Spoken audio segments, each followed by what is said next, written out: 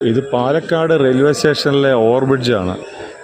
ഇന്നിവിടെ ഞാനൊരു 2-3 മണിക്കൂർ ഇരിക്കുമ്പോൾ തന്നെ ഇതിൻ്റെ പുതിയ ടൈൽസാണ് ഇട്ടേക്കുന്നത്.